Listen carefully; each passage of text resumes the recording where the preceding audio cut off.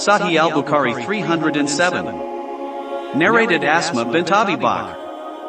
A woman asked Allah's Messenger, "O Allah's Messenger, what should we do if the blood of menses falls on our clothes?" Allah's Messenger replied, "If the blood of menses falls on the garment of any one of you, she must take hold of the blood spot, rub it, and wash it with water and then pray in with it." Sahih al-Bukhari 308. Narrated Aisha. Whenever any one of us got her menses, she, on becoming clean, used to take hold of the blood spot and rub the blood off her garment, and pour water over it and wash that portion thoroughly and sprinkle water over the rest of the garment. After that she would pray in with it. Sahih al-Bukhari 309. Narrated Aisha. Once one of the wives of the Prophet did itikaf along with him, and she was getting bleeding in between her periods. She used to see the blood from her private parts, and she would perhaps put a dish under her for the blood. The sub-narrator Ikrima added, Aisha once saw the liquid of safflower and said, "It looks like what so and so used to have." Sahih al-Bukhari 310. Narrated Aisha. One of the wives of Allah's Messenger joined him in itikaf, and she noticed blood and yellowish discharge from her private parts, and put a dish under her when she prayed.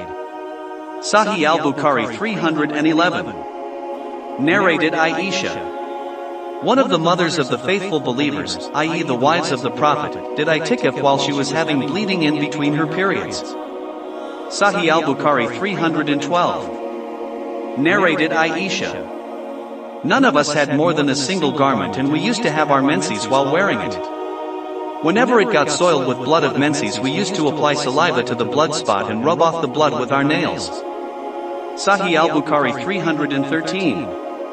Narrated Dashatiyah. We were forbidden to mourn for a dead person for more than 3 days, except in the case of a husband for whom mourning was allowed for 4 months and 10 days.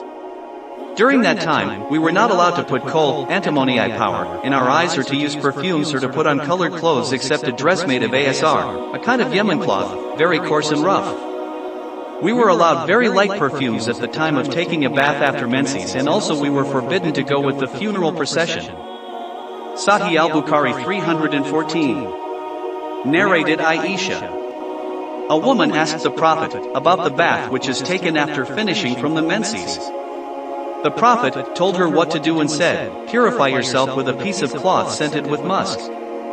The woman asked, "How shall I purify myself with it?" He said, "Subhanallah. Purify yourself with it." I pulled her to myself and said, "Rub the place soiled with blood with it."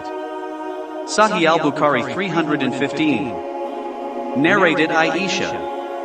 An Ansari woman asked the Prophet how to take a bath after finishing from the menses. He replied, "Take a piece of cloth perfumed with musk and clean the private parts with it thrice."